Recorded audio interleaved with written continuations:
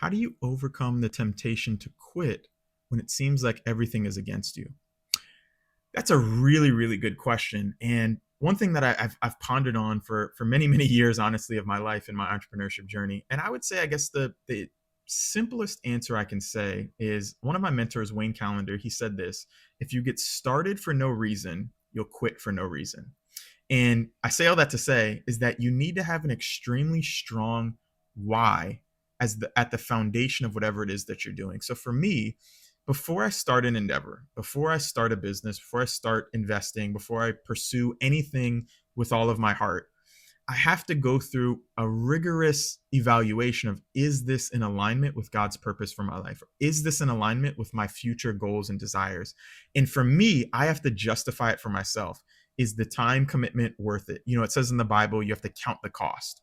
So is the time commitment worth it? Is the financial investment worth it? What am I going to get on the other side of my commitment to this? Whether it be maybe starting a business, maybe it's financial freedom, whether it be investing in the stock market or into crypto, maybe it's a significant portfolio, whether it be a relationship, you know, how do we work together? So again, when it comes to quitting, I guess specifically in terms, I guess you're talking about, you know, business or, you know, pursuing a goal, it's counting the cost. It's understanding, is what I'm doing worth it? Because if it's worth it, not quitting is the only logical answer. Because what are you going to do? Are you just going to quit and then never achieve the goal that you set out to achieve? You know, God always says, whatever you do it with all of your heart.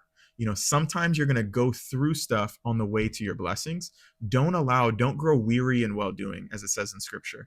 Keep going forward. And if you identify that what you're pursuing, whether it be business, financial, you know, fitness, you know, if it is worth the end goal to go after, I would say stick to it with all of your might and don't waver.